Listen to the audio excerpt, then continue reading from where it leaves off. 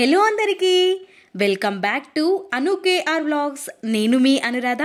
ఈరోజటి recipe వచ్చేసి రాగి పిండితో మనం ఎంతో బలమైన ఈ టిఫిన్ రెసిపీని చాలా ఈజీగా చేసేయచ్చు. చూస్తుంటేనే నోట్లో వాటర్ ఊరుతున్నాయి కదా. ఇంకెందుకు ఆలస్యం, ఈ రెసిపీని ప్రిపేర్ చేసుకుందాం చాలా ఈజీగా టేస్టీగా. ముందుగా ఒక మిక్సింగ్ బౌల్ని తీసుకొని అందులోకి ఒక హాఫ్ కప్పు వరకు మనం ఉప్మా రవ్వని తీసుకోవాలి. ఒక కప్పు వరకు రాగి పిండిని తీసుకోవాలి. హాఫ్ కప్ రవ్వ అయితే ఒక కప్పు వరకు రాగి పిండిని తీసుకొని ఇందులోకి మనం చిక్కటి మజ్జిగతో కలుపుకోవాలి. చిక్కటి మజ్జిగని ఒక 1.5 కప్పు వరకు తీసుకోవాలి. మీరు పెరుగు తీసుకుంటున్నట్టయితే ఒక కప్పు పెరుగుని తీసుకొని ఒక హాఫ్ కప్పు వరకు వాటర్ని వేసుకొని మిక్స్ చేసుకోవాలి. స్పూన్తో కానీ విస్కర్తో కానీ రాగి పిండి రవ్వ అదేవిధంగా మజ్జిగని మొత్తం మిక్స్ అయ్యే వరకు ఒక్కసారి కలిపేసుకోవాలి.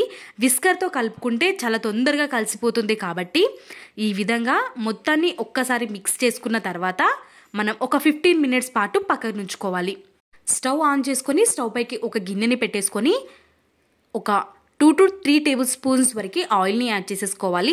మీకు పోపుకి కొంచెం తక్కువ కావాలి ఆయిల్ అనుకుంటే తక్కువ కూడా వేసుకొని పోపు పెట్టుకోవచ్చు. మనం ఈ విధంగా పోపుని పెట్టుకొని మనం అందులో యాడ్ చేసేసుకొని బన్ దోశ చేసుకోవడం వల్ల చాలా టేస్టీగా ఉంటుంది. ఈ విధంగా ఆయిల్ వేడైపోయిన తర్వాత ఒక హాఫ్ టేబుల్ స్పూన్ వరకు ఆవాలను యాడ్ చేసేసుకొని ఆవాలు చటపటలాడిన తర్వాత అందులోకి ఇంకొక హాఫ్ టేబుల్ స్పూన్ వరకు జీలకర్రని యాడ్ చేసేసుకోవాలి. పచ్చిమిర్చి తరుగుని కూడా యాడ్ చేసేసుకొని పచ్చిమిర్చి తరుగు మంచిగా వేగాలి. అప్పుడే టేస్ట్ అనేది చాలా బాగుంటుంది. కరివేపాకు ఒక రెబ్బ వరకు తీసుకొని ఫ్రై చేసుకోవాలి.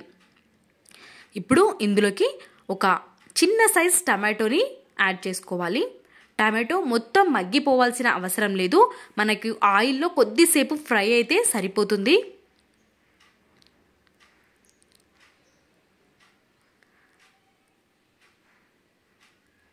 మనం ఈ టిఫిన్ చేయడం వల్ల పిల్లలు కూడా ఇష్టంగా తింటారు. రాగి పిండి బలం కాబట్టి మంచిది కూడా. ఈ విధంగా మనం కొంచెం ఫ్రై అయిపోయిన తర్వాత పక్కకు తీసుకొని పెట్టుకోవాలి. ఇక్కడ చూసారా, మనం రాగి పిండి రవ్వ మంచిగా నానిపోయింది. ఈ విధంగా నానిపోయిన తర్వాత ఒక మిక్సీ జార్లోకి యాడ్ చేసేసుకొని మిక్సీ పట్టేసుకోవాలి. ఈ విధంగా ఉండాలి కన్సిస్టెన్సీ అనేది. ఇప్పుడు ఇందులోకి ఒక చిన్న సైజ్ ఆనియన్ తరుగు, కీరా దోసకాయ ఉంటుంది కదా, తినే కీరా అది ఒక హాఫ్ కప్పు వరకే యాడ్ చేసేసుకోవాలి.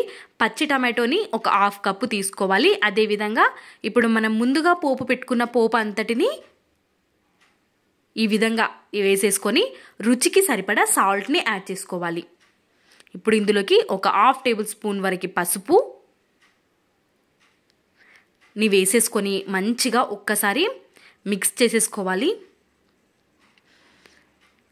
ఇప్పుడు మనం కొంచెం పైన క్రిస్పీనెస్ యాడ్ అవ్వడం కోసం ఇందులోకి ఒక 2 స్పూన్లు లేదా 3 స్పూన్ల వరకు మనం బియ్యం పిండిని యాడ్ చేసుకోవాలి. బియ్యం పిండి యాడ్ చేయడం వల్ల పైన లేయర్ అనేది చాలా క్రిస్పీగా వచ్చి చాలా రుచిగా అనిపిస్తూ ఉంటుంది. ఇక్కడ చూస్తున్నారా, మనకి కన్సిస్టెన్సీ అనేది ఈ విధంగా ఉండాలి. ఇప్పుడు ఇందులోకి ఒక చిటికెడు మాత్రమే వంట సోడాని యాడ్ చేసేసుకోవాలి.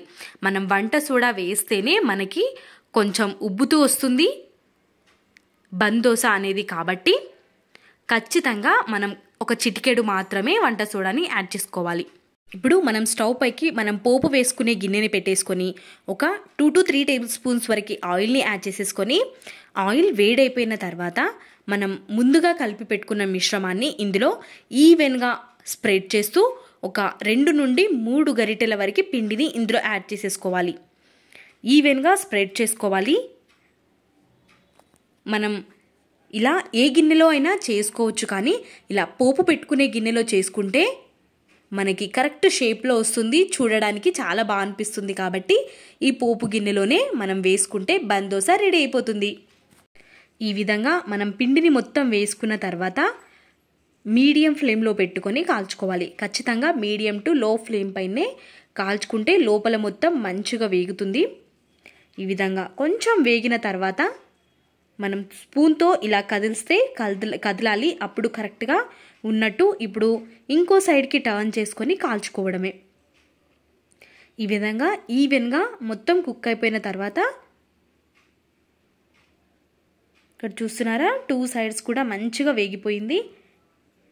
చూడడానికి కాదు తినడానికి కూడా చాలా టేస్టీగా ఉంటుంది ఈ రెసిపీ. ఖచ్చితంగా హెల్తీ రెసిపీ కాబట్టి పిల్లలకి చేసి ఇవ్వండి. లంచ్ బాక్స్లోకి కూడా మనం ప్రిపేర్ చేసుకోవచ్చు. టిఫిన్గా కానీ, స్నాక్స్గా కానీ, డిన్నర్గా కానీ ఏ విధంగానైనా తినొచ్చు ఈ రెసిపీ. మనం ఇందులోకి కీరాని కూడా వేస్తున్నాం కాబట్టి సమ్మర్కి సూపర్ స్పెషల్ రెసిపీ ఇది. మీకు కావాలి అనుకుంటే ఇంకా వేరే వెజిటేబుల్స్ని కూడా వేసి మీరు ఈ రెసిపీని ట్రై చేయొచ్చు. చాలా టేస్టీగా ఉంటుంది. ఒక్కసారి తిన్నారంటే టేస్ట్ మాత్రం అస్సలు మర్చిపోరు, అంత అద్భుతంగా ఉంటుంది. మనం ఈ రెసిపీని ఏదైనా చట్నీతో కానీ ఈ విధంగా రైతాతో కానీ సర్వ్ చేసుకుంటే భలే రుచిగా ఉంటుంది. ఒక్కసారి ట్రై చేయండి. నా ఛానల్ని ఇంకా ఎవరైనా సబ్స్క్రైబ్ చేసుకొని వాళ్ళు ఉంటే ప్లీజ్ సబ్స్క్రైబ్ చేసుకోండి. అదేవిధంగా మీకు ఈ వీడియో కనుక నచ్చినట్టయితే లైక్ చేయడం అస్సలు మర్చిపోవద్దు. మీ వాల్యుబుల్ ఫీడ్బ్యాక్ కామెంట్ సెక్షన్లో నాతో షేర్ చేసుకోవడం అస్సలు మర్చిపోవద్దు. Thanks for watching. Bye bye.